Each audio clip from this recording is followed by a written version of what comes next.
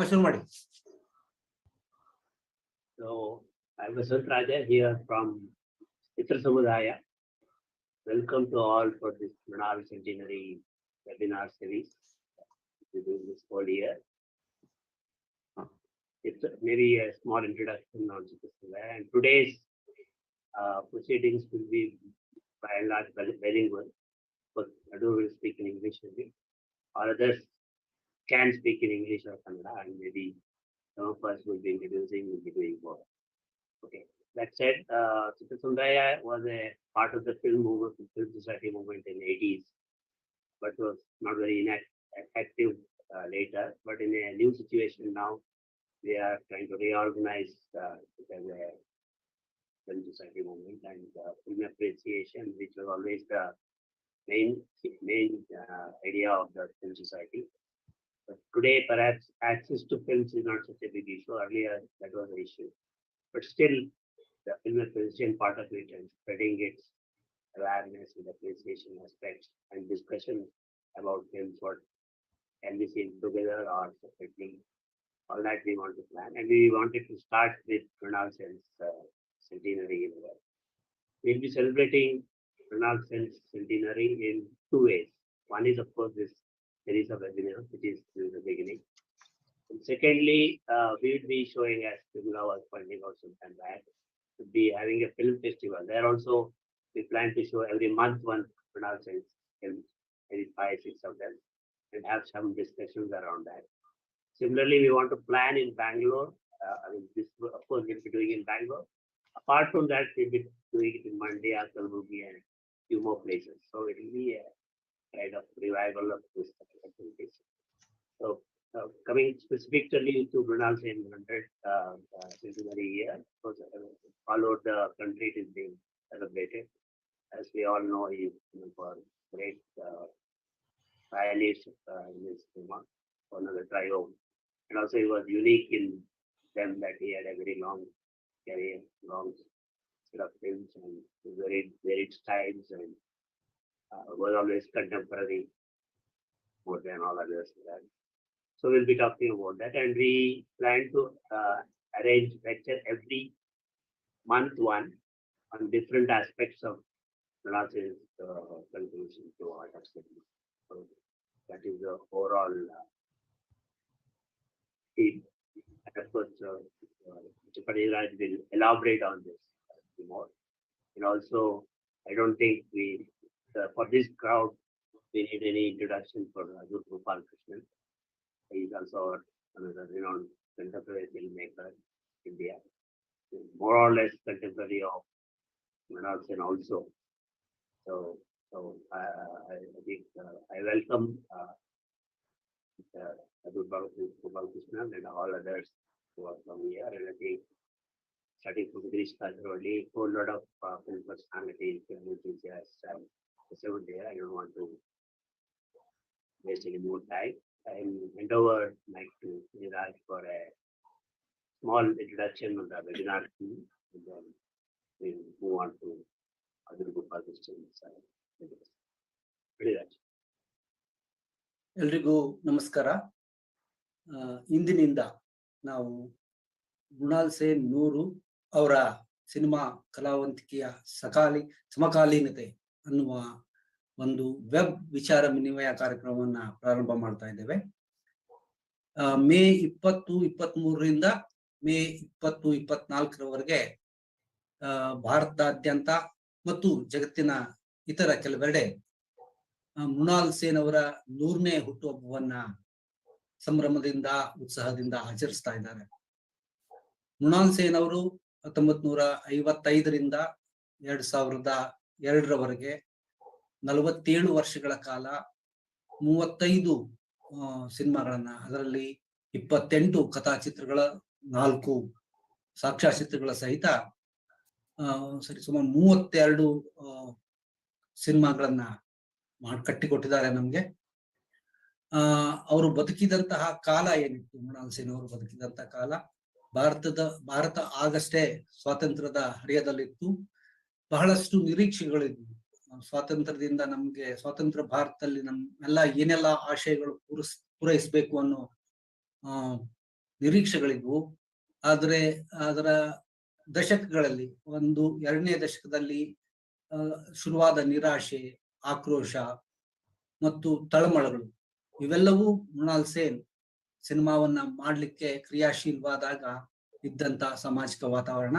ಅಂತಹ ಸಾಮಾಜಿಕ ವಾತಾವರಣದಲ್ಲಿ ಮನುಷ್ಯನೊಬ್ಬ ತನ್ನ ಇರುವಿಕೆಯ ತಳಮಳಗಳನ್ನ ಏನ್ ಅನುಭವಿಸ್ತಾನೆ, ಸಮಾಜದಲ್ಲಿ ಬದುಕುವ ಒಬ್ಬ ಜೀವಿಯಾಗಿ ಏನೆಲ್ಲ ಸಂಘರ್ಷಗಳನ್ನ ಸಮಾಜ ಜೊತೆಗೆ ಏರ್ಪಡಿಸ್ಕೊಳ್ತಾನೆ, ಹೇಗೆ ನಿಭಾಯಿಸ್ಕೊಳ್ತಾನೆ, ಆ ರೀತಿ ಸಮಾಜ ಜೀವಿಯ ಪಾಡು ಏನು ಅನ್ನೋದನ್ನ ಸಂವೇದನಾಶೀಲವಾಗಿ ಗ್ರಹಿಸಿ ಆ ಗ್ರಹಿಕೆಯನ್ನ ಇತರರಿಗೆ ಹಂಚಬೇಕು ಅನ್ನೋ ಕಾರಣಕ್ಕಾಗಿಯೇ ಚಿತ್ರರಂಗಕ್ಕೆ ಬಂದವರು ಮೃಣಾಲ್ ಸೇನ್.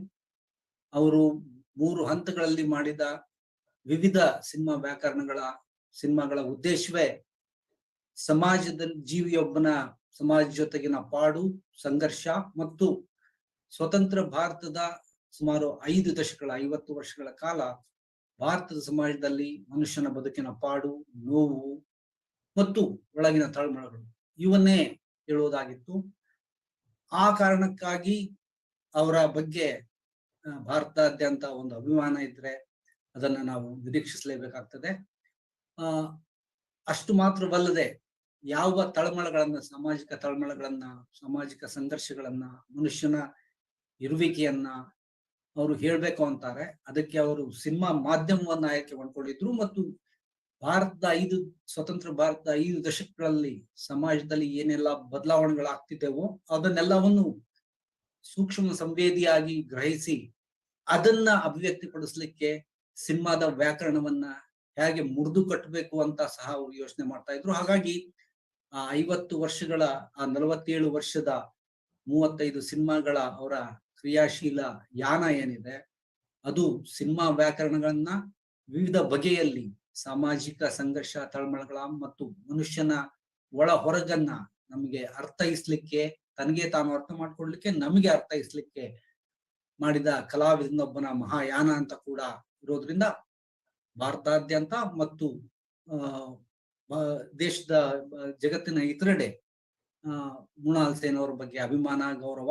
ಹಾಗಾಗಿ ಅವರ 100ನೇ ವರ್ಷದ ಹುಟ್ಟುಹಬ್ಬವನ್ನ ಉತ್ಸಾಹದಿಂದ ಆಚರಿಸುವುದನ್ನು ನಾವು ಕಾಣ್ತಾ ಇದ್ದೇವೆ. ನಾವಾದ್ರೂ ಕೂಡ ಅದೇ ಉತ್ಸಾಹದಲ್ಲಿ ಈ ವೆಬ್ ವಿಚಾರ ವಿನಿಮಯ ಕಾರ್ಯಕ್ರಮವನ್ನ ಏರ್ಪಡಿಸ್ಕೊಂಡಿದ್ದೇವೆ. ಮೃಣಾಲ್ ಸೇನ್ ಅವರನ್ನ ನೆನಪಿಸ್ಕೊಳ್ಬೇಕು ಅಂತ ಅನ್ನುವಾಗ ನಾವು ಈ ವೆಬ್ ವಿಚಾರ ವಿನಿಮಯಕ್ಕೆ ಮೃಣಾಲ್ ಸೇನ್ 100 ಅವರ ಸಿನಿಮಾ ಕಲೆಯ ಸಮಕಾಲೀನತೆ ಅನ್ನುವ ಶೀರ್ಷಿಕೆಯನ್ನ ಕೊಟ್ಟಿದ್ದಾರೆ. ಇದು ಯಾಕೆ ಅಂತ ಒಂದು ಸ್ವಲ್ಪ ನಾನು ವಿವರಿಸಿ ನನ್ನ ಮಾತುಗಳನ್ನು ಮುಗಿಸೋನಿದ್ದೇನೆ. ವಾಲ್ಟರ್ ಬೆಂಜಮಿನ್ ಅನ್ನೋ ಪ್ರಸಿದ್ಧ ಚಿಂತಕ ವಾಲ್ಟರ್ ಬೆಂಜಮಿನ್ ಗತಕಾಲವನ್ನ ನಾವು ನೆನೆಸಿಕೊಳ್ಳುವ ಕೆಲಸ ಏನಿದೆ ಅದ್ರ ಬಗ್ಗೆ ಕೆಲವೊಂದು ತೂಕದ ಮಾತುಗಳನ್ನ ಹೇಳಿದ್ದಾರೆ.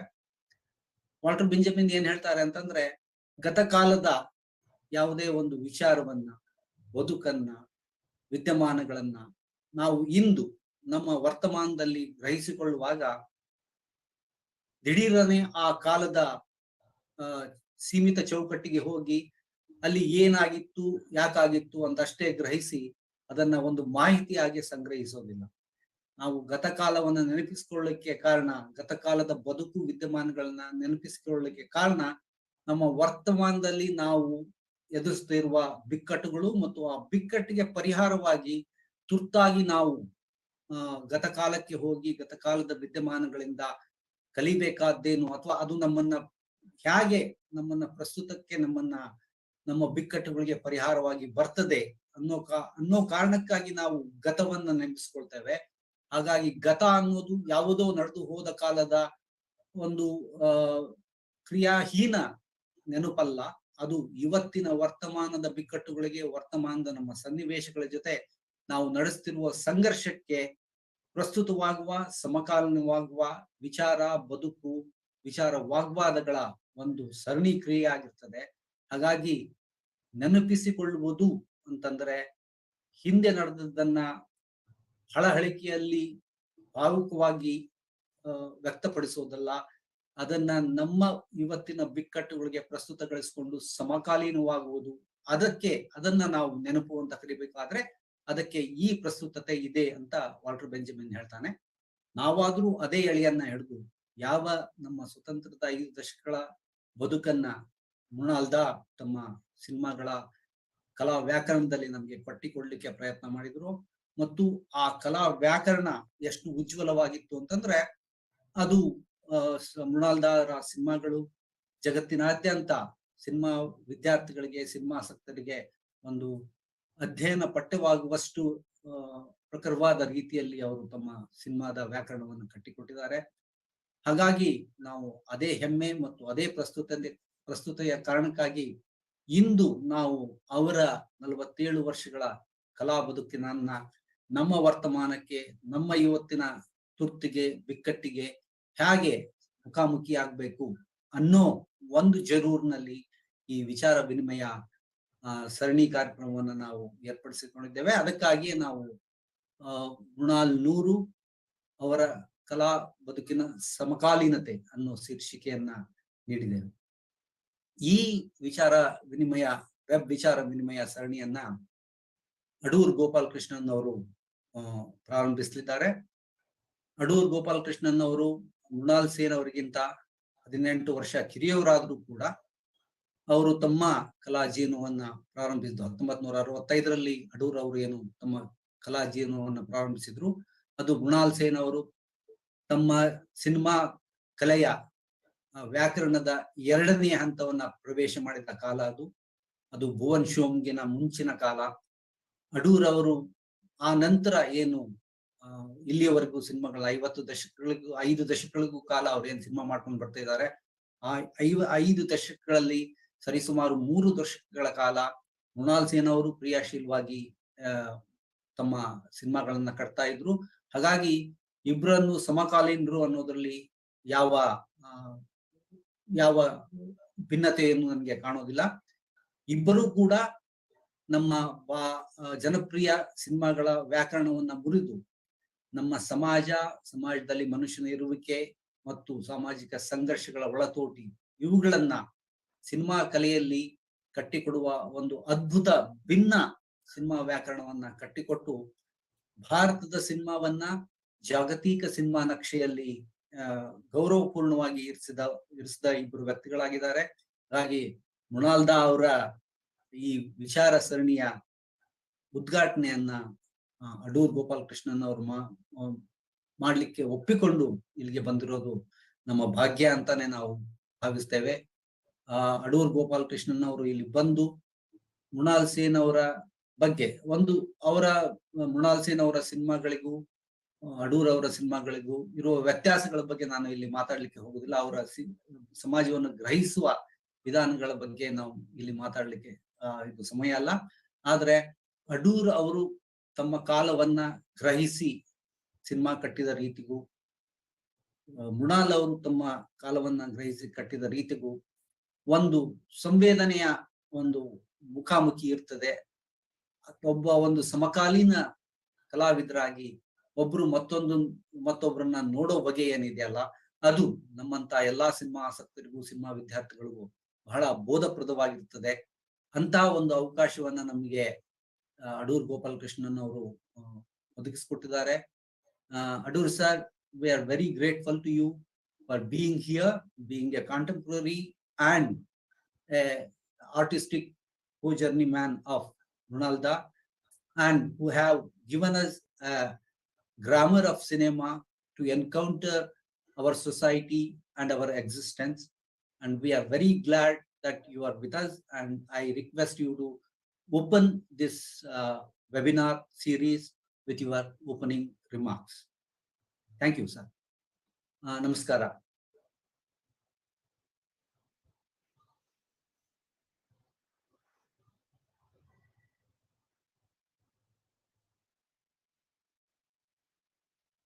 Adur, sir.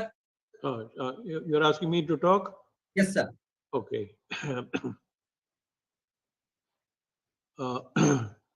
So thank you very much for, first of all, to organize this series of talks on Mrunal Sen.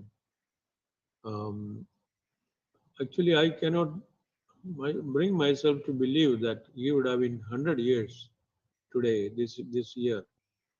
In fact, towards the end of his life, um, I used to keep telling Manarda, you cannot don't get old. You cannot become old. You are the youngest of the filmmakers amongst us. So please don't get old. Be young, as we want you to be young always. In fact, he was young in mind. In fact, we used to regularly do emails, and I used to uh, always write yours faithfully, your Chela. Because that was the kind of relationship I had with him. In fact, I can't help being personal when I talk about Bernarda. I have always loved and respected him as my elder brother, who was keenly interested in me and my work. He had the freedom to guide me, advise me, and also admonish me for whatever, for whenever he thought I had made a mistake, minor or major. I had always sought his opinion about every new film I made at long intervals. Fortunately for me, he was always appreciative, never ever critical. In a sense, he was indulgent with me. I was fortunate to get his affection. Vidadi, his charming wife, used to say, "We are family." I am aware Minarda had to struggle a lot to get the critical attention he deserved. The world knew one Satyajit Ray, and it was as if they did not care to take note of another maverick from this country. The same way as we are averse to hear about a filmmaker from Sweden other than Bergman. Huan Show, made in 1969, won the National Award for the Best Film, Breaking the Impasse, and he got the right Philip to continue his journey with confidence. In fact, it marked the beginning of a new chapter in his career. The film became a landmark in Indian cinema with its totally fresh approach to filmmaking. It boldly bid goodbye to conventional narrative styles and embraced unabashedly experimentation. Bhuvan Shom also marked the beginning of the new Indian cinema. It is a little known fact that in the late 60s, some of us, Basu Chatterjee, Arun Kaul, and myself, to name a few, had got together in Bombay under the leadership of Manalda and given shape to an initiative called New Cinema Movement. We denounced the old cinema and vowed to play the harbinger role in welcoming an offbeat cinema, new in every aspect. A page long statement was prepared in the same style and mode as the famous declaration made by the young German filmmakers at the Oberhausen Film Festival.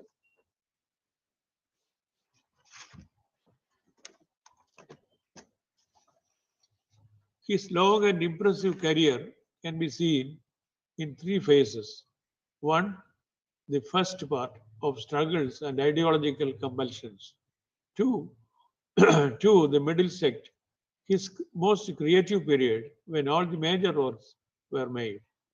It is notable for his introspective approach to cinema and the delineation of the unconditionally of life unconditionally and truthfully.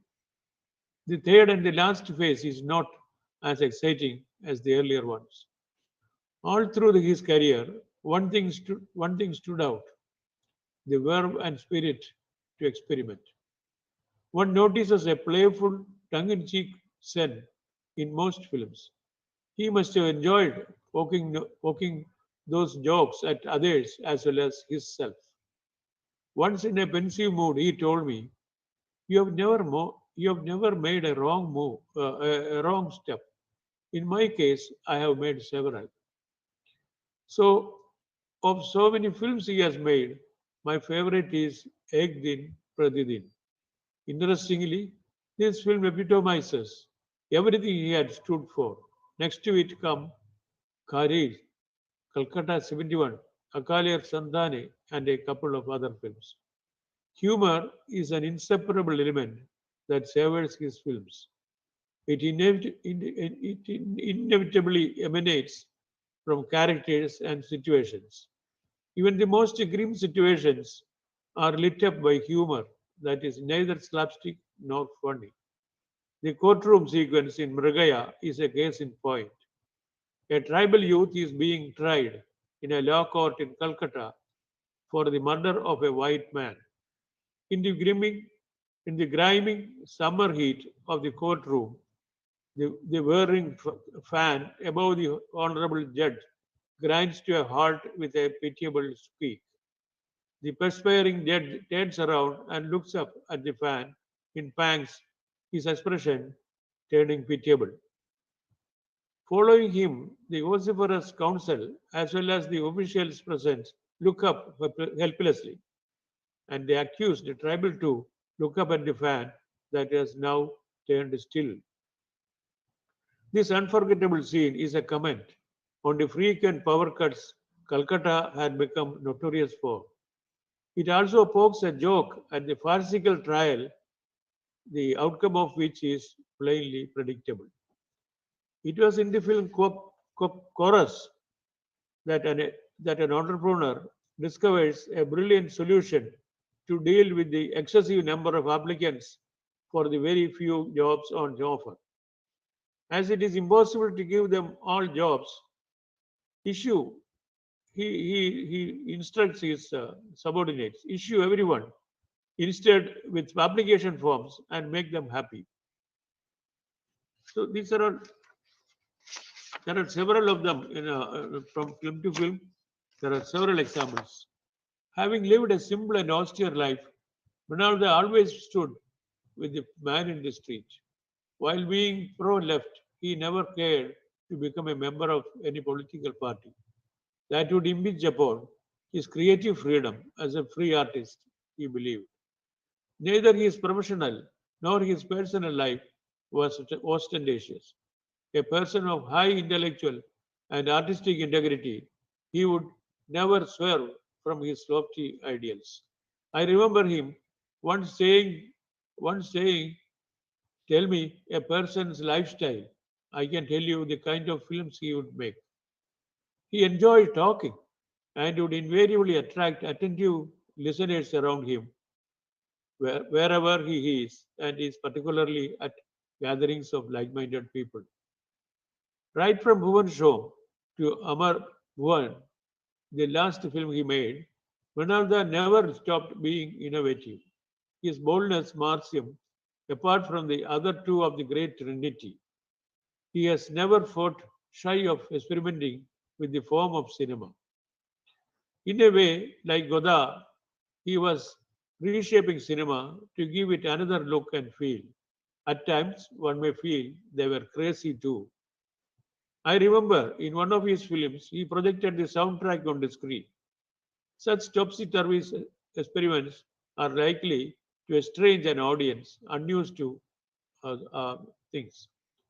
He was not unaware of it either. In later years, he came around to an evolved filmic language of his own that was intelligible to the audience at large. He emerged. His engagement with cinema was personal and passionate. Vinanda's advice to students at the Film Institute was to watch films, think films, speak films, and dream films to become filmmakers themselves. Thank you.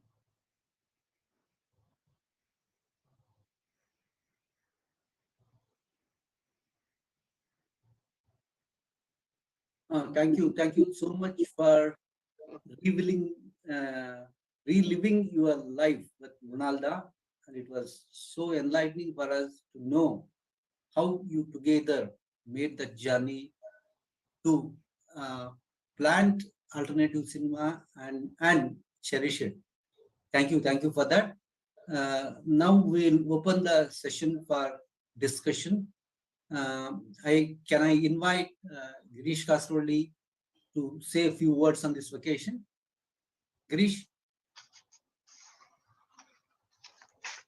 I can call also the Girish as the contemporary because he also made his creative works during the same period while Mrinalda was experimenting. But I think Girish also shared around 30 years of filmmaking with Mrinalda. So I request Girish Kasroli to share his views about Mrinalda. Hello, am I audible? Sure, you are sure. You're audible. Yeah, I haven't prepared any lecture. I just came to listen to Adur. No, it's And, your impromptu. What you speak is very different. Yeah. so it won't be very structured or anything like that.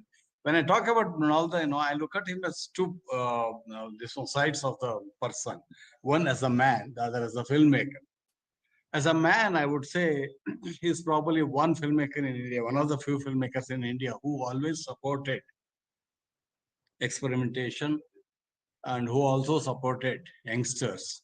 I still remember the day when he came to watch Gatashraddha at 1 o'clock in the night and sat through the film, and then we discussed about the film till 4 o'clock in the morning. And I wrote a huge article in Illustrated Weekly of India praising the film. And he is one person who always supported, who went all the way out to say some very, very good words about the filmmakers, filmmaking. When it comes to filmmaking, as you rightly pointed out, there are very many phases in the works of, in the body of Mrinal Sen. And I would, I am not very familiar with his first phase. I have seen Baishakhi Shravan, which though it has a lot of good things, it has a lot of resemblance to Patir Pancholi also. That's why I think it somewhere, it didn't get the kind of recognition it deserved.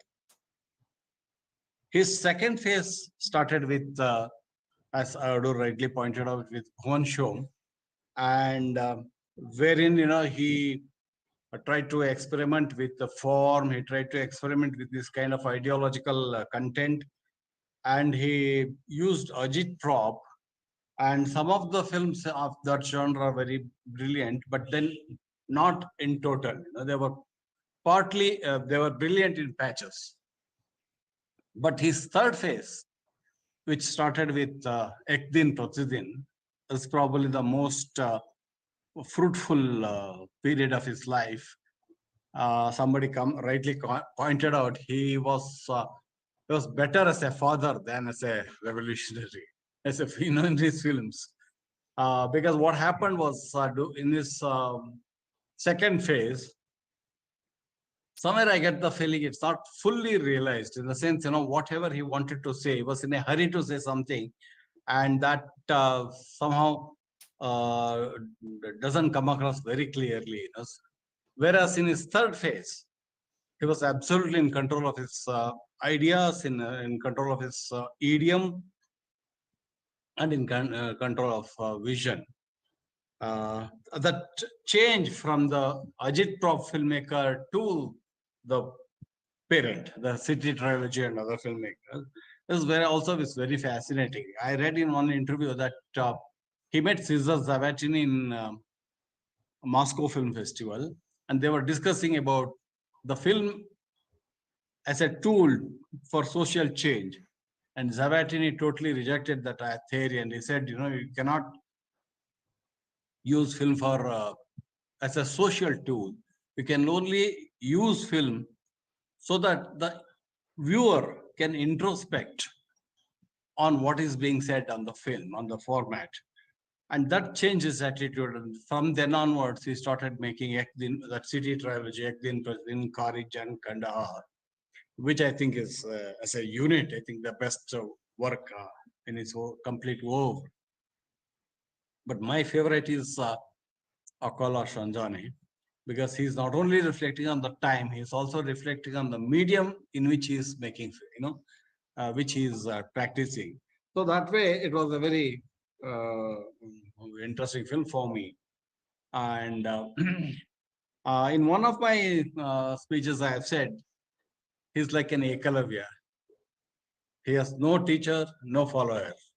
So he had to invent his own idiom, had to experiment constantly so that he could communicate with the audience. Whereas we had a great legacy when Ray started making films. This legacy that started with the great writers of Bengal, and with Ghatak, he had a legacy of mythology and things like that. And Mrinal Sen never wanted to go back in time. He didn't care much for making films about past. He was always concerned about the present, and that's why he didn't have any teacher or he didn't have a follower also. Sometimes I get the feeling the impatience in him sometimes spoiled his work. That is quite visible in his second phase. But later, the third phase is where he started introspecting, and those films it's full in itself, it's complete. And those are the films, which makes you introspect, think about oneself, and then take the decision on. He leaves the audience. He leaves this one too for the audience to take decisions, and that I thought was a great shift in his career, and that was quite interesting. So that way, when we talk about Mrinal Sen and his vision of life, we'll have to make this distinction: how this man progressed from the early phase towards the later phase. I don't care much for his some of his later works, though they are very, very significant in terms of the content, but in terms of actual experience, trying to impart experience, I think he hasn't succeeded that much. Say Mahaprabhu or even Genesis and those films. Now this is what I wanted to say as a kind of my first reaction to Mrinal Sen's works. Thank you, Girish, for that wonderful and instinctive reaction. I mean, that's always good, and that comes from inside. And I also, this is the question to initiate the discussion so that others can also can present their observation or any worries they have to both Adoorji and Girish. Say you said the second phase of his filmmaking, or a second gear, as I can call, which started with Bhuvan Shom and especially Calcutta trilogy, his anger in Calcutta trilogy. That he being located in Calcutta, he is in love with Calcutta, and the things which were going on during that decade, I mean, some 68 to 75 as such. There is thematically and the location wise, Adoorji and you, Girishji, you followed a different, you are more concentrated towards rural society, in society from inside, rather than that urban turmoil. So how do you see his second phase of film, in a sense that in all his films he is urban centric, and Adoorji and you are not so urban centric. Very rarely Adoorji I see making an urban centric films, and you too, except one or two of your filmography are urban centric. So is that second phase is a turmoil of the time, and what was the grammar relation to the turmoil of the time and cinematic grammar that is constructed there? How do you react to it? So it is a question both to Adoorji as well as Girish. Adoor, you answer the question. I'll simply say I agree with Adoor.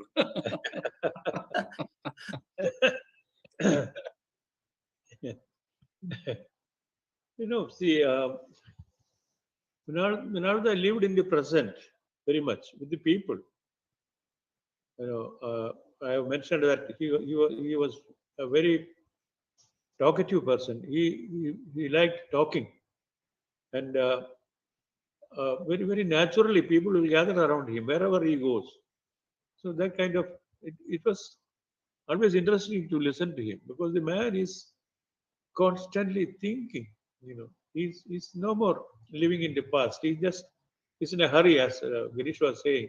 He's in a hurry to go ahead. And this impatience marks his films, the character of these films.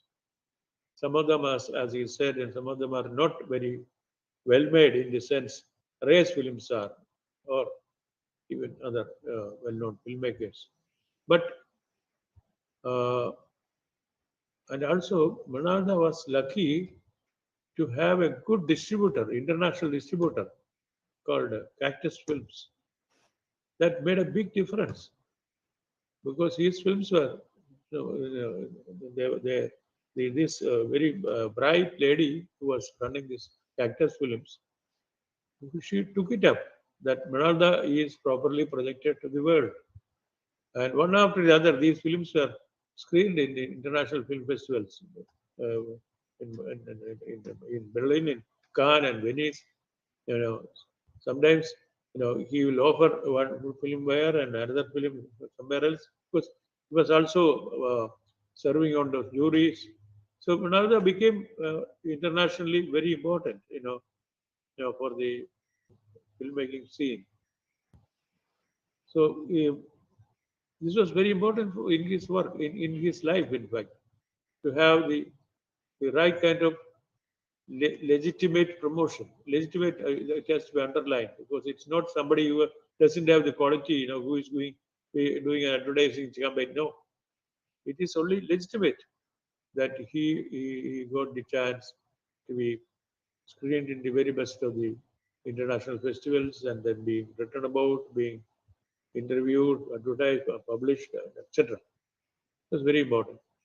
But so you to choose Calcutta itself is a whole world. If you know Calcutta well, Calcutta is villages and urban society all together. Poor people, very rich people, modernity, and then backwardness. All that is there.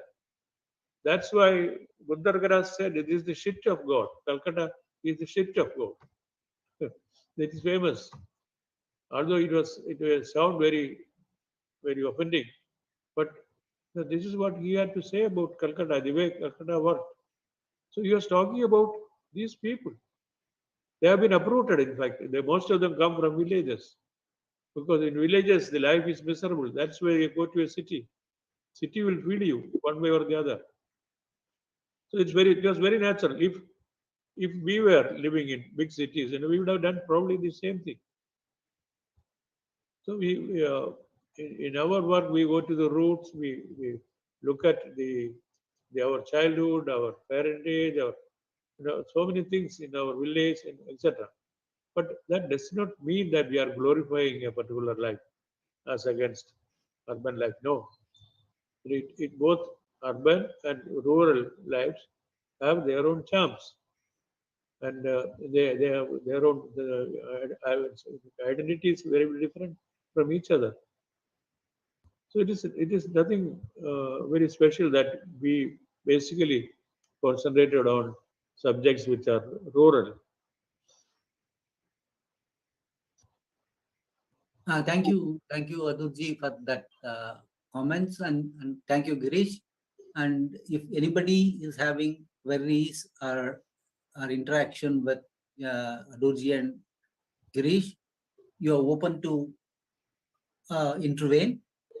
The host will unmute you. You can ask your question or tell your views. If anybody is interested, please do come. ಯಾರಿಗಾದ್ರೂ ತಮ್ಮ ಅಭಿಪ್ರಾಯವನ್ನ ಅಡೂರ್ ಮತ್ತು ಗಿರೀಶ್ ಅವ್ರ ಜೊತೆಗೆ ಹೇಳ್ಕೊಳ್ಬೇಕು ಅಂತಿದ್ರೆ ಅಥವಾ ಅವ್ರ ಜೊತೆಗೆ ಏನಾದ್ರೂ ಸಂವಾದ ಮಾಡ್ಲಿಕ್ಕಿದ್ರೆ ದಯವಿಟ್ಟು ಹಾಗೆ ವಸಂತ್ ಹ್ಯಾಂಡ್ ರೈಸ್ ಮಾಡಿದ್ರೆ ಅವ್ರು ಅನ್ಮ್ಯೂಟ್ ಮಾಡ್ತೀರಾ ಹೇಗೆ? ಹೌದು, ಹ್ಯಾಂಡ್ ರೈಸ್ ಮಾಡ್ಲಿ, ಅನ್ಮ್ಯೂಟ್ ಮಾಡ್ತೀವಿ. ಯಾರಾದ್ರೂ ಹ್ಯಾಂಡ್ ರೈಸ್ ಮಾಡಿದ್ರೆ ನಿಮ್ಮನ್ನ ಅನ್ಮ್ಯೂಟ್ ಮಾಡ್ತಾರೆ. ನೀವು ನಿಮ್ಮ ಅಭಿಪ್ರಾಯವನ್ನ ಅಥವಾ ವಿಚಾರಗಳನ್ನ ಅಡೂರ್ ಅಥವಾ ಗಿರೀಶ್ ಅವ್ರ ಜೊತೆ ಹಂಚ್ಕೊಳ್ಬಹುದು.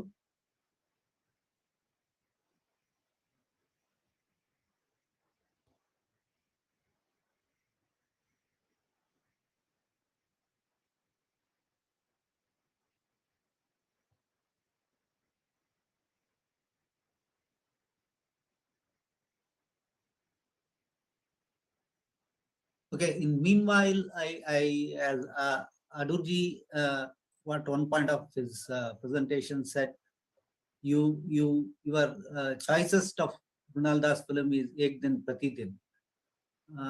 Can you elaborate on that? Why is that? What is that made you that film interesting for you when compared to others? No, actually, it's a theme about the here is a girl, their daughter, the family is being, in fact, being supported by this girl by working in some office. It is not specified. One evening, she doesn't come back home at the regular time, and slowly it starts working up. They have all kinds of anxieties, and each of them react to the situation differently. The mother, the father, the brother, all that. And finally, she comes back and says, she had a friend, a male friend, in fact, it is revealed. And she goes very quietly to her room and continues. So,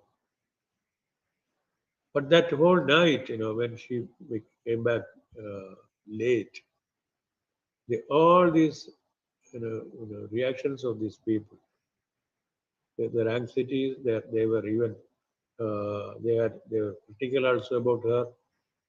They thought she's irresponsible, although she was the wage earner uh, for the whole family. All that. Actually, it talks about the position of women in the society. We talk about freedom for the women, etc. But then in actuality, we are so conventionally inclined, and then we cannot imagine that this girl could have gone to have dinner with somebody. It could have been possible. It should have been a working girl should be free to do that. And then so it is a typical middle class background that he is talking about. Manada was excellent at that, to understand and this each character with real empathy. That was very important. So I found it very well scripted, well acted, well executed. So that's why that's my favorite film because uh, there were, of course, many other films, um, but then this I would call the best for me. There are other very good films like Courage was very highly. I was highly impressed by Courage, the young boy who is working for this young couple, and he dies of this coal smoke, carbon monoxide inside the kitchen, and then one morning he is found dead. There's a whole situation again, and there's a moment in the film where everybody is so they are very anxious about what the boy's father is going to react to it. You know, poor man, he just he says, "I'm sorry to hear this." This, and then these people are the husband and wife. They are young. They are so relieved to see that this man is not jumping on them, jumping at them, not going to attack them for this and that, not to accuse them for mishandling the situation, etc. Nothing of this sort. Very quietly, this man, and with some great understanding, this man from the village behaves there. So it shows that it's a surprise for everybody, for us also, the audience also watching it. We think some flare up will be there, we expect, but nothing happens. It's very quietly, it's very quietly impressive. It quietly, it keeps that all that commotion in within. It's remarkable. I like that film a lot, Courage. It's about the case is closed. That is the English title given. Yeah. So these are very beautifully made films, but very different from the way Ray or Katak will handle a subject like that. Katak would have high drama, very theatrical, and that also was very beautiful to watch. It's not like uh, terrible melodramatic films that we normally see. Everybody is singing, everybody is uh, angry, everybody is shooting the other person, etc. Not at all. And Ray, of course, is very quietly he did his films, went into all minute details with perfection. So I call Menarda the third of the Trinity. Ray, Katak, and Menarda. He's the third of the Trinity. Thank you. And Thank you, sir. Thank you for that. And interestingly, while Ghatak wanted to exercise or relieve his alienation from East Bengal, Mrinalda used to say that he just didn't get to that emotions like Ghatak, because he is also from East Bengal, but he made Calcutta his home, which Ghatak never could. Ghatak never could forget his East Bengal and his native. Yeah, he was always, it's always used to come as a nightmare, and he want to exercise that. Thank you for that introspection. And Girish, as we see in this Calcutta trilogy, though it seems to be an outward explosion reflected in his grammar of the film, with his jump cuts, which is random camera movements a la Godard. But always there is a introspection from inside. It's not a political overview of the situation. It's a middle class or a lower middle class young man expressing himself or reflecting his role in politics and his pathos, etc. But anyway, Nalda himself has said that from Ek Din and Pratidin onwards, post Mrugaya, he thought that he is tired of looking from outside into the society as an observer. So he wanted to see from inside. So Ek Din Pratidin, he said, is such an effort to think for himself, to understand his middle class milieu or lower class, middle class milieu, and then being introspective. So Ek Din Pratidin, he himself has quoted in an interview that it was self-introspective movie for myself. It's a self-introspective work than his Calcutta trilogy. Though Calcutta trilogy is also a self-introspection of a youth, a middle class, lower middle class youth among the angst of that Naxalians. But in any case, you said Akalar Sanden. Akalar Sanden follows Ek Din Pratidin. I think Ek Din Pratidin was released in 79 and Akalar Sanden immediately came back in 80. In between, I think Parshuram came. But what is that Akalar Sanden? As I read Akalar Sanden myself as a text, is an artist encounter. I said he is urban. He is questioning his urbanity himself and his relation to what he pursues as rural, and misconceptions about rural society as an urban can have. We can see it in Kandahar later, and it starts with Akalar Sanden. You said you like Akalar Sanden, not only of the theme, the way he constructs it as a crew of a filmmaking, going there and encountering a past, trying to recreate as an urban centric intellect, intellectual artist, going there and recreating 1942 Akal, and then getting learned from the situations and facing, and especially that teacher whom he encounters, though it seems to be didactic, there is something in between, the flash between the teacher and the director. So can you elaborate on that, Girish? Your best film of Nalda, Akalar Sanden.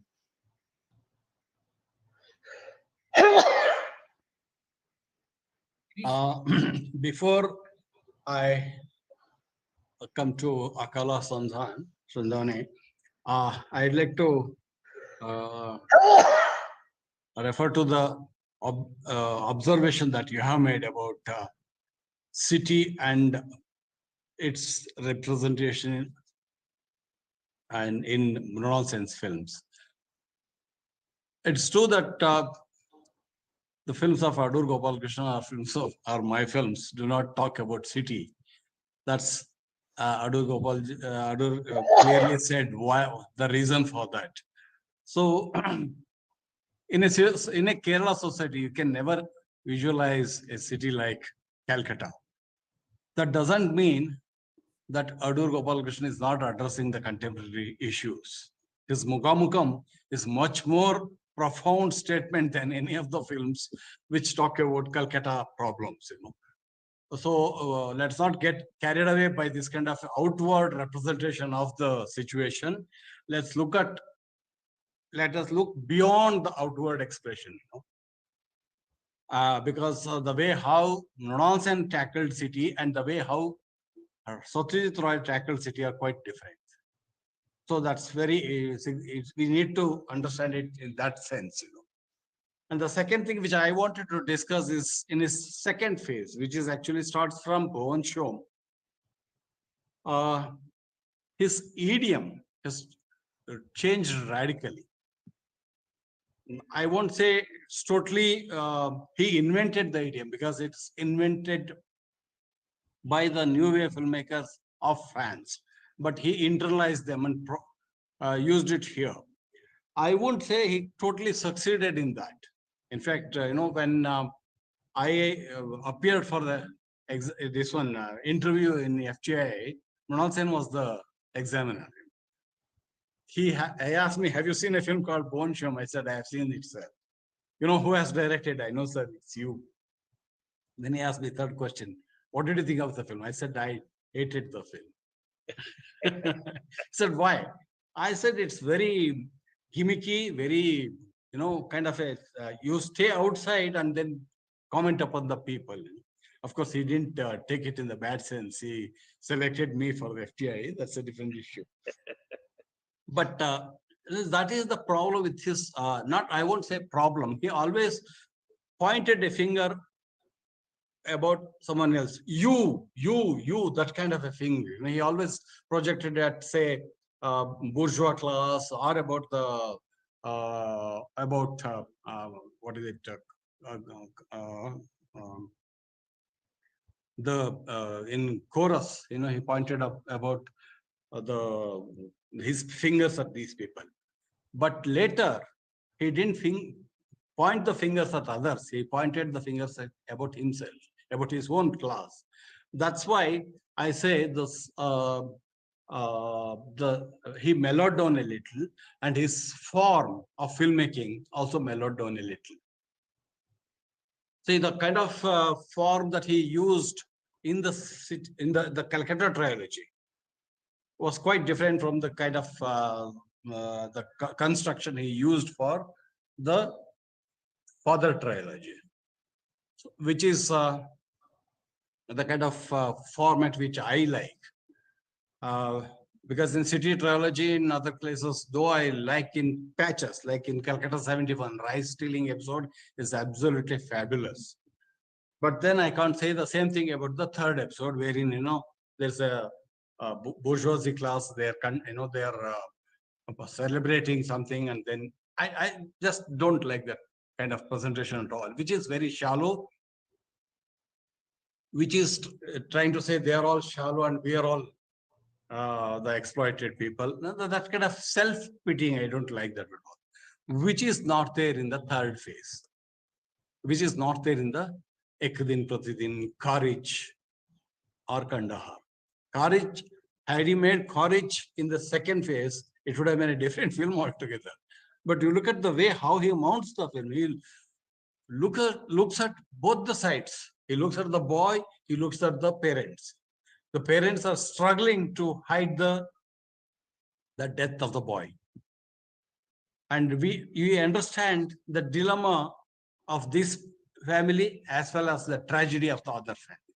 This kind of a very balanced approach. not pointing fingers at someone else, not trying to say villainizing someone is something which you see in the third phase of this. The reason why I like Akola Sandane is he does that with his own medium, that is filmmaking. See, there is one famine, and they are going to create a famine which has happened 1940s. And in this process, they are creating another famine in the contemporary world. Nothing is available in the village because the film unit, they pay more money and grab all the essential commodities. So the villagers don't get it. This is exactly what, how did the famine happen it's a man-made famine, 1940s, 1942 famine, because Churchill wanted the rice. So he took the whole, this one from India. He said, we don't care for Indians, because they breed like pigs, he said. He used the same word. That's exactly what the film unit is doing here. So that kind of a very, very intricate this one. You see, it's not pointing finger at someone else. There's a lot of the young boys in the village. They are so enamored by the presence of film unit. But at the same time, they don't realize that things are happening because of the film unit. So this kind of a very balanced look at the creativity itself. What is an image? He asked this kind of a question. What is the responsibility of a filmmaker? What is an image? Why are we doing recreating the past? In all that process, he philosophizes the whole medium itself. I don't think not many filmmakers have tried this. There are many films world over who have done films about filmmaking. There are very few filmmakers, very few films where the filmmaker questions the idiom itself, questions the approach itself, and questions the medium itself, the process of imaging. And this one, Truffaut's film, Day for Night, is one such film, and here is another film. So he is not just talking about the filmmaking process, he is talking about our notion of the real. Like the director in the film, he chooses which is the right person to play the role of a village prostitute. So these are some of the situations, some of the representations, or some of the imaging, which are mind blowing, right? It changes your perception of imaging itself. That's why I find it very, very important, inspiring, because it's about my own idiom, my own medium. And he not just gives you a clue, he questions it. Whereas in the second phase, he uses jump cut. But he is only giving you a kind of a technique. He uses handheld camera, but it's a technique. But here he questions the technique itself in Akola Sandane. So as a filmmaker, I find it very, very interesting. Thank you. Thank you for that critical remarks, which is very much needed to assess a filmmaker like Munanda. Thank you for that intervention. It's a blessing for us that you are here and producing that. I came here to listen to Adur, but you are making me talk more. No. Listen to Adur. No. Because Adur has, has a lot of interaction with Mridul Sen, I know. Yeah. Mridul Sen had great respect for Adur's works. Yeah. Vasanth ಯಾರ್ದಾದ್ರು questions ಇದೆಯಾ ಅಲ್ಲಿ, ನೀವು ನೋಡಿದ್ರಾ? ಒಬ್ಬರು ಕೇಳ್ತಾ ಇದ್ದಾರೆ, are his film still relevant today ಅಂತ. Just put the question there in the text. Are his films still relevant today? Of course. Yeah, it's a strike. You are listening to Girish talking. If it were not relevant, we would have been discussing it. No, there is a question in the That's Nivarma. any work of art which has reached a point of excellence is for all time. It is not just for that period of its making. It is forever. So he is relevant.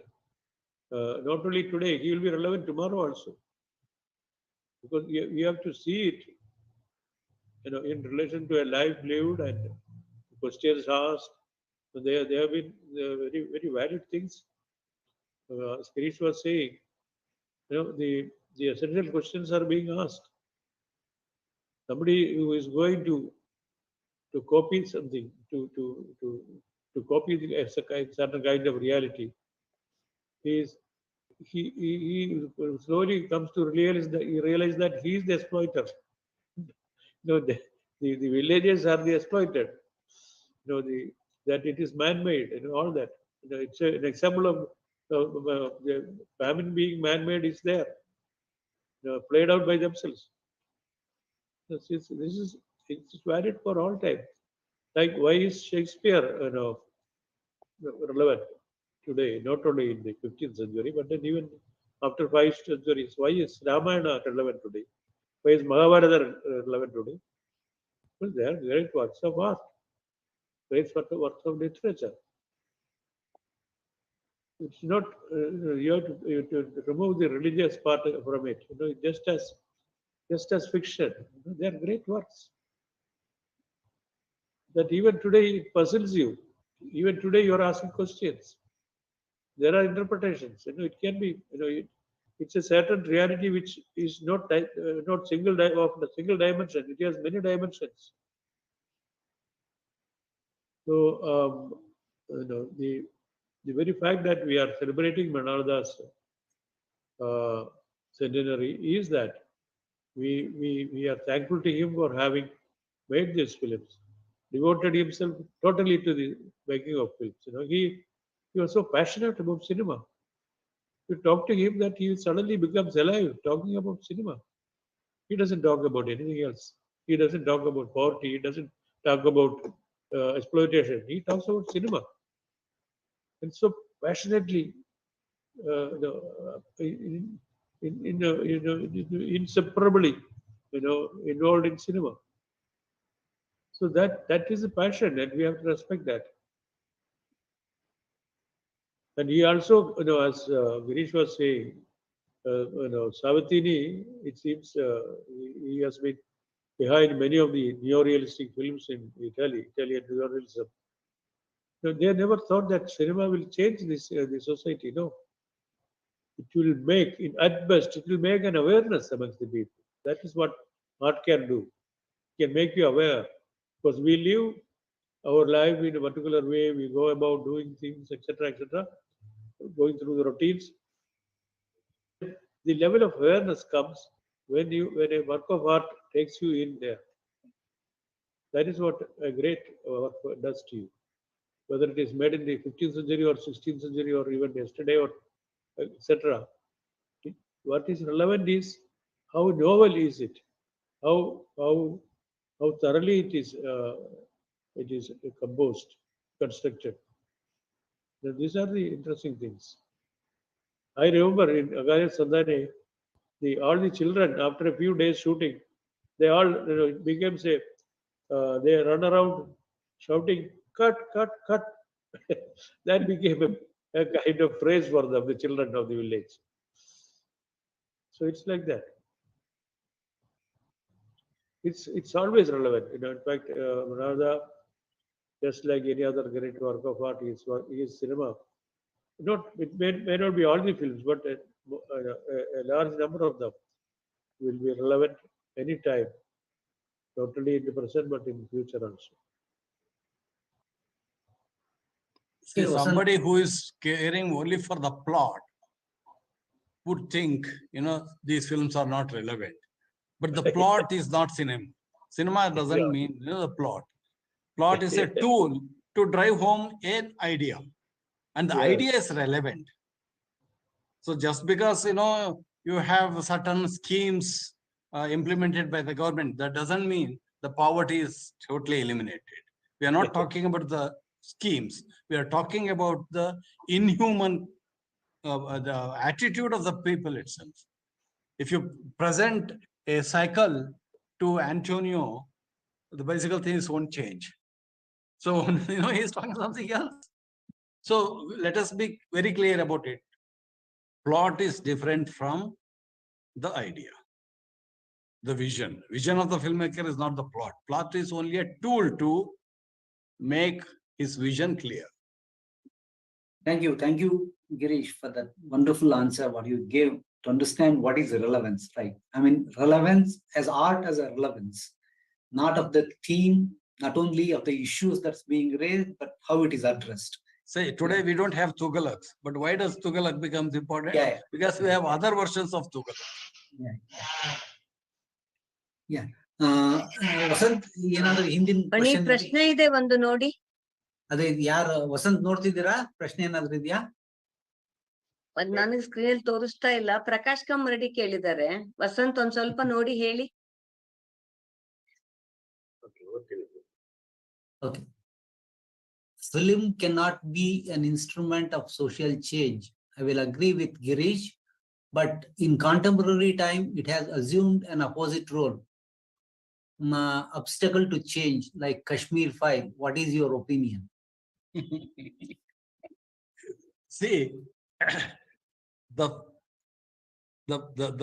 government in power, what we call a state, always misuses any work of art, any form of art to its own benefit, whether it is this government or the previous government or whatever it is.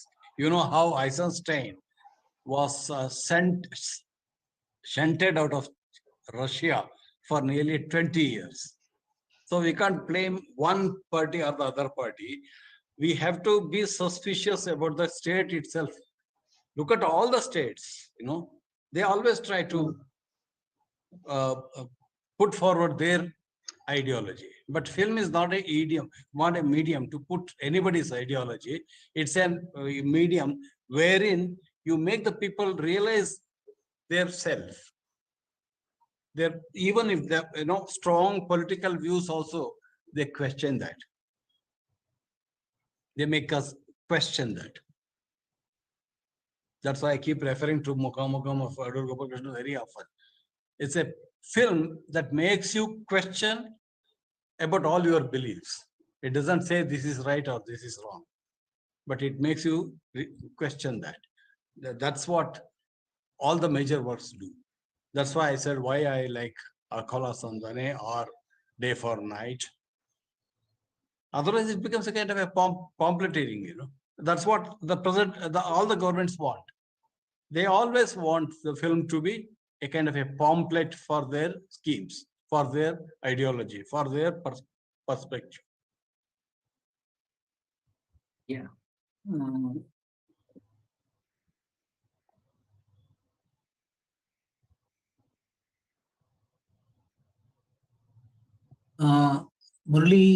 Murali Krishna ಅವ್ರದ್ದೇನೋ ಪ್ರಶ್ನೆ ಇದೆಯಲ್ಲ ವಸಂತ್, ನೋಡ್ತೀರಾ?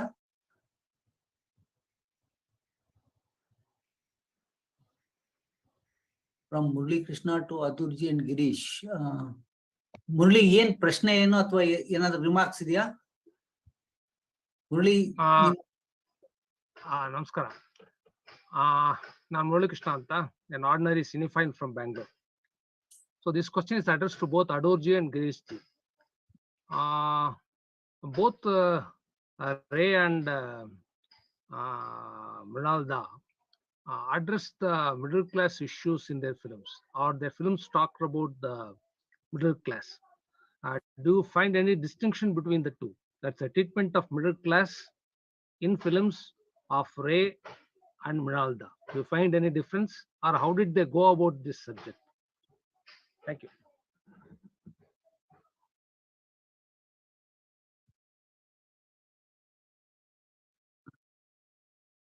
Adur sir, can you? There is a misunderstanding. When Mrinalda was a real middle class, he lived a middle class life. Ray was lived very royally.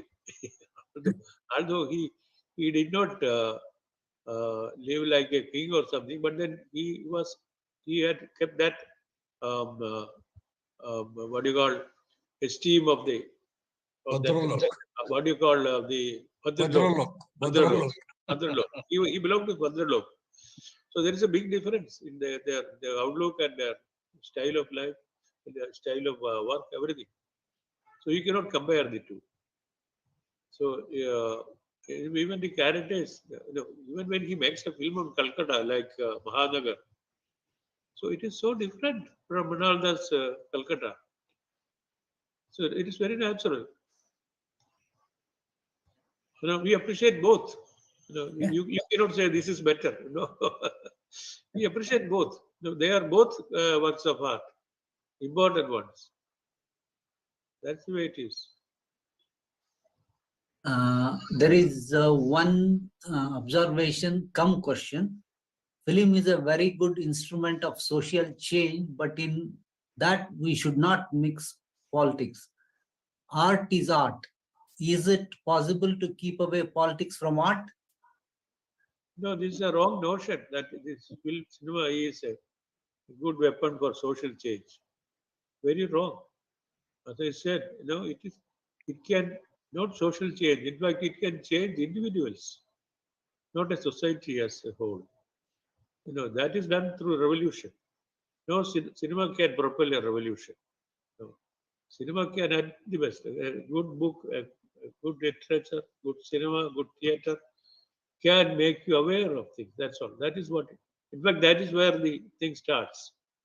That's the point where things start changing. Awareness. So this is a great function the art is doing. It is not directly done, but then it is very indirect and subtle. There is nobody is doing any propaganda for that. At one time in Russia, they saw cinema. Particularly, there is a great famous saying by Lenin. He says, "For us, cinema is the most important of all arts." We may mistake it for he is talking about the aesthetics of cinema. Not at all. He is talking about the possibility of making several prints and reaching it in every corner of the large area that is the Soviet Union. So it could reach nook and corner. And where what could be done earlier by over the radio, now it has the additional facility of seeing things, and then so great filmmakers like Eisenstein made films like General Line, this all kinds of films for sheer propaganda. Because and also at a time following that period, they in Russia they developed a theory like cinema has to be to have any importance. It has to be socially relevant, and they called it socialist realism. So when realism is qualified by this term socialist realism, that means there is some manipulation of realism. Definitely there is some manipulation of realism. And the whole of the East European countries, each country, they were very angry with this because there was the hegemony of the Soviet Union over the small European, East European states. They were completely controlled by the Soviet Union. So they were rebelling against it. Even long after the Soviet Union is gone, somebody like this who made a Man of Marble, Girish Vaida. Vaida. Vaida. Vaida made a very important film. That was his last work. He was 90 years when he made that film called After Image. Yeah. It's about the way the artist is being inhibited, he is suppressed, and then even annihilated for this. And everybody had to submit a script to the system. They will supervise, they will go through it, and then either give permission or no permission, or even alter things. It was a whole system. It had many advantages also. Today, you don't hear many films being made either in the Soviet Union or in these satellite countries. Any important films being made, except very few. Whereas the state used to be producing films in those countries. That was a major big boon, in fact. The talented people, provided they agree to these conditions set by the state, they made great films in that area, in that period. It is no more so. You don't hear about them. They just either got dissipated or some of them even went on off to Hollywood, and there also they probably got lost. We don't hear about them. Some of them really made good. So the system, wherever the state takes over, the patronization of the arts, this is the fate that he has to face.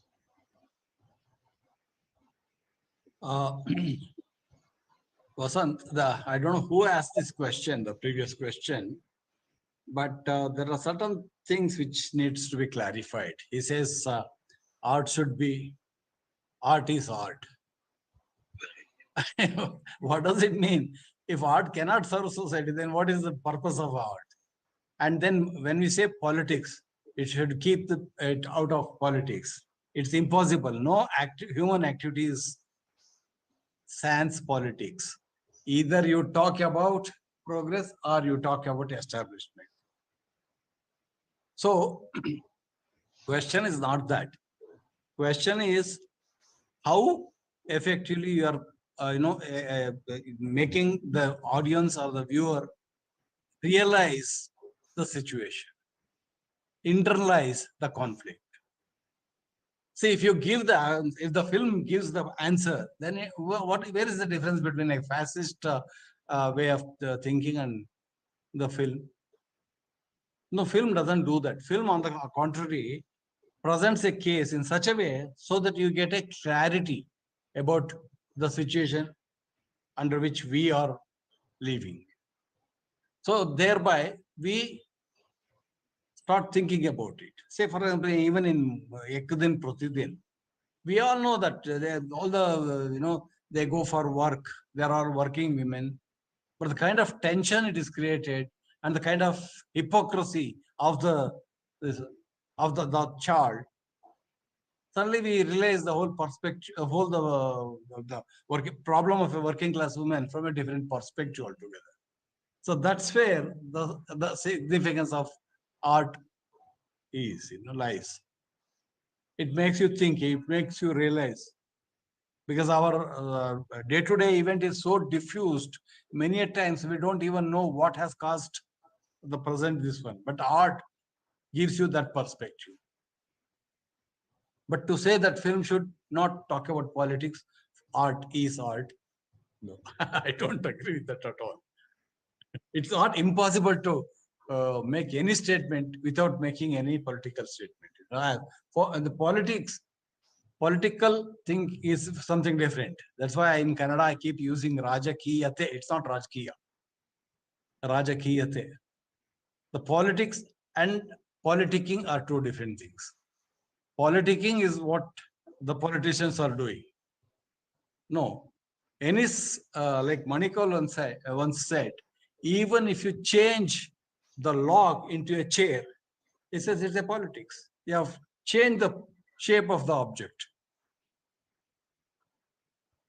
So you need to understand this term in such large context. If you say, my wife should not go to work, it's a political statement. Immediately, it is showing your mindset, the mindset of the man who made that statement. So there's no human activity which is free of politics. Of course, the state will see what is politics in the benefit for what is benefit for it. Yeah. This time made Ivan the Terrible. Stalin did see what is politics in it, and there is no need to to say whether there is a politics or not. Okay. There is one, I think we can take this final question and can close our discussion. Because of the propensity to use cinema for propaganda, has it become inevitable for filmmakers to be anti-establishment, or at least to remain not pro-establishment, to be independent in their work?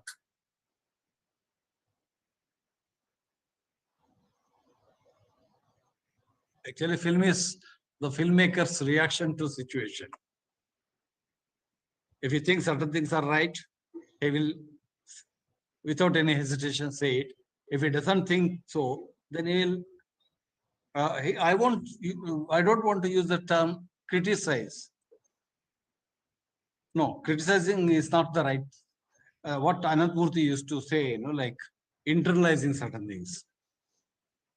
So you internalize, and being a kind of a, what is it called? What is the term he used very often? Critical insight. Critical insight. It's not, critical insight is different from criticizing a surgery. You are part of it, yet you criticize that. Then you become a critical insight. Yeah, it's one final question. It is and of course, this you already answered it, but ಕಲೆಯು ರಾಜಕಾರಣದಿಂದ ದೂರವಿರಬೇಕು ಎಂಬುದು ಕೂಡ ಒಂದು ರಾಜಕೀಯ ಅಲ್ಲವೇ? ಕಲೆಯು ರಾಜಕೀಯದಿಂದ ದೂರ ಇರಬಾರದು. ಆದ್ರೆ ರಾಜಕೀಯ ಅಂದ್ರೆ ಏನಂತ we have to define. What is politics? We need to define. Okay, with that question, I think we can end the session. Vasant, we should end it now, isn't it? Yeah, sure. Yeah, there's a. We can do concluding. Yeah, you conclude? You will conclude. Okay. I think we had more than fruitful session here to begin Mrinalda's birth centenary. We expected Adurji to provide all the insights what he's supposed to, and he has done more than that, and we are very happy that he has shared his personal experiences, Mrinalda, as a contemporary filmmaker, as a friend, and as a chela, as he said, interestingly, and has also has a critical view on how to see a cinema and what is politics of cinema, what is art in cinema, and all that. That was very, very learning experience for us. And thankfully, as a bonus, Girish has accepted our personal invitation at a very short notice and has come here to hear Adur. Thanks for that, and that's the bonus what we get when Adur is present. That Girish came here, and Girish added a lot of insights, critical insights into Mrunal Sen's work, which is what is needed for young. I mean, all of us, of generations of film lovers, critics, and the people live in society.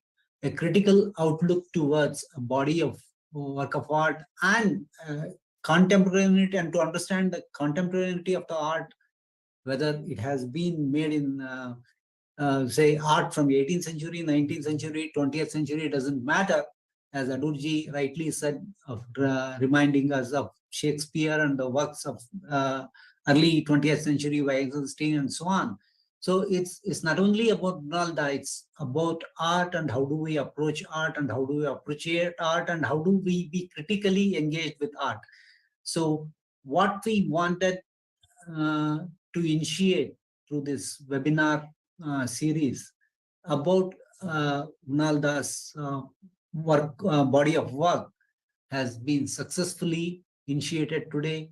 Thanks to Adurji. Adurji, we are so much grateful for you for coming here and giving your insights. And I also thank Girish Kasaroliji for responding to our invitation, be here and providing all the valuable insights into not only Mrinalda's film body of films, but also to a larger context of society, art, and politics. And thanks for all the audience who have been present here as a beginning of a journey, another 9 months journey of monthly webinars. I request all the audience to again come here to listen to next month. We are thinking of holding this webinar monthly.